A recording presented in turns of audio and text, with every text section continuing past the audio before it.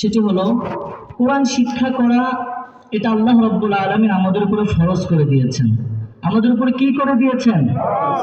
ফরজ নামাজ যদি না পড়ি শাস্তি আছে না নাই?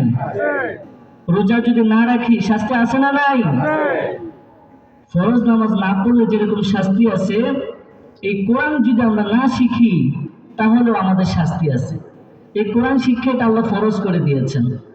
আল্লাহ রাব্বুল আলামিন রাসূল করিম সাল্লাল্লাহু আলাইহি ওয়াসাল্লামের উপর সর্বপ্রথম যখন ওহী নাযিল করলেন, আল্লাহ রাব্বুল আলামিন সূরাতুল আলাকের প্রথম কয়েকটা আয়াত নাযিল করলেন।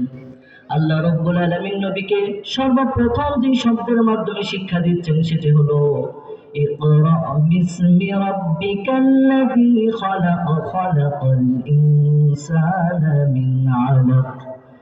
আল্লাহ রাব্বুল আলামিন বলছেন ইকরা বিসমি রাব্বিকাল্লাযী খালাক, হে নবী পড়ুন আপনি আপনার রবের নামে যিনি সৃষ্টি করেছেন। এখানে কথাটা হলো, বুঝার বিষয় হলো আল্লাহ রাব্বুল আলামিন বলছেন তোমার রবের নামে পড়ো। এই কোরআন থেকে আমাদের পড়তে হবে। আল্লাহর হাবিব সাল্লাল্লাহু আলাইহি ওয়াসাল্লাম হাদিসের মধ্যে ইরশাদ করেছেন তাআল্লামুল কুরআন ওয়াল ফারাঈদ, তোমরা কোরআন শিক্ষা করো, ফারায়েদ শিক্ষা করো। ওয়াআল্লিমুন নাস, মানুষদেরকে শিক্ষা দাও। শুধু নিজে শিখবে নিজে আমল করবে ব্যাপারটা এমন নয়, বরং নিজে শিখো সাথে সাথে মানুষদেরকেও শিক্ষা দাও। কারণ হলো ফাইন্নী মাকবুদুন, কারণ একটা সময় আমি নবীকে উঠিয়ে নেওয়া হবে। আমাকে যখন উঠিয়ে নেওয়া হবে, এই কোরআন যদি তোমরা আমার থেকে না শিখো, এই কোরআন যদি তোমরা আমার থেকে না শিখে মানুষদের কাছে যদি তোমরা শিক্ষা না দাও, তাহলে এই কোরআন তোমরা প্রচার করতে পারবে না।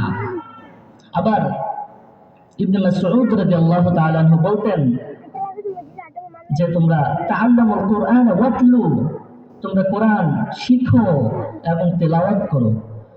আপনি যদি একটা বই পড়তে চান, এই বইটা সর্বপ্রথম আপনাকে শিখতে হবে। আবার এই কোরআনটা যেমন তেমন করে পড়লে চলবে না, কোরআনকে কোরআনের মতো করে পড়তে হবে।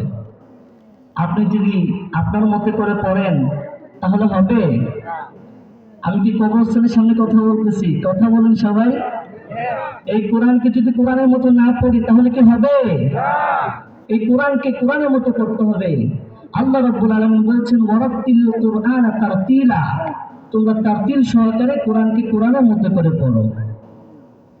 এটা হলো কোরআন শিক্ষার এক নাম্বার যেই পয়েন্ট, সেটা হলো আল্লাহ তাআলা কোরআন শিক্ষা করাকে ফরজ করে দিয়েছেন। দুই নাম্বার হলো আল্লাহ রাব্বুল আলামিন মানুষের উপরে নামাজকে ফরজ করে দিয়েছেন। এই নামাজের মধ্যে কতগুলো ফরজ রয়েছে? নামাজের ভিতরে যে 6টি ফরজ, তার মধ্যে একটি ফরজ হলো কেরাত পড়া। এই কেরাত যদি আপনি বিশুদ্ধ করে না পড়েন, এই কেরাতকে যদি আপনি শুদ্ধ করে না পড়েন, তাহলে আপনার নামাজ বিশুদ্ধ হবে না। এই নামাজ বিশুদ্ধ করার জন্য কোরআন আপনাকে শুদ্ধ করেই পড়তে হবে।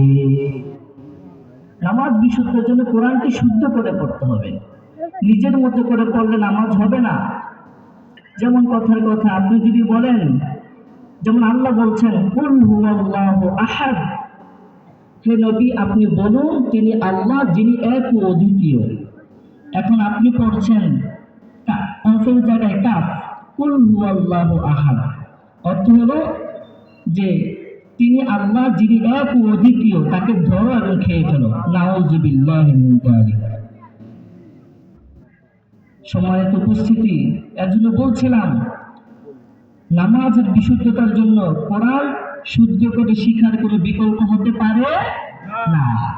আমরা সকলে কোরআন শিখবো তো ইনশাআল্লাহ। 3 নম্বর, আমরা এই কোরআন আমাদেরকে কেন শিখতে হবে, গুরুত্ব কেন? 3 নম্বর হলো হিদায়াতের জন্য আমাদেরকে কোরআন শিখতে হবে। প্রতিটা মানুষ সমাজের মধ্যে শান্তি চায়।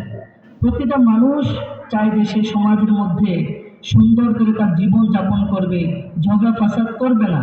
আমরা সবাই হিদায়াত চাই। সবাই হিদায়াত চাই কি চাই না? হিদায়াত চাই তো আমরা।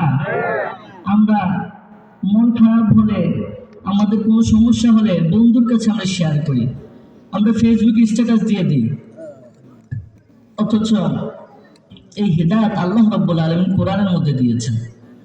বান্দা যদি হিদায়াত পেতে চাও কোরআনে ফিরে যাও। আইনুদ্দিন আল আজাদ রহমতুল্লাহ আলাইহি, যিনি আমাদের এই বাংলাদেশের প্রথিতযশা একজন গজলের সম্রাট ছিলেন, হামদনাথ বলতেন। তিনি বলেছেন, সমাধান চাও যদি জীবনে মরণে, খুঁজে নাও ফিরে যাও চোখ রাখো কোরআনে। কোরআনে চলে যেতে হবে আমাদেরকে।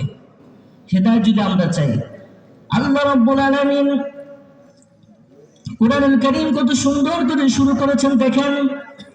আল্লাহ রাব্বুল আলামিন সূরা বাকারার শুরুতেই বলছেন, আলিফ লাম মিম যালিকাল কিতাবু লা রাইবা ফীহি হুদাল লিল মুত্তাকিন।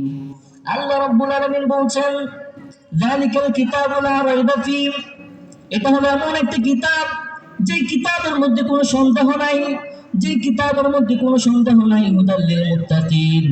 আর এই কিতাব, এই কোরআনটা হলো মুত্তাকিনদের জন্য হিদায়াত, সুবহানাল্লাহ, মুত্তাকিনদের জন্য হিদায়াত। সুবহানাল্লাহ বলবেন না? সুবহানাল্লাহ। আমরা সবাই হিদায়াত চাই, আর এই হিদায়াত আল্লাহ কোরআনে দিয়ে দিয়েছেন মুত্তাকিনদের জন্য।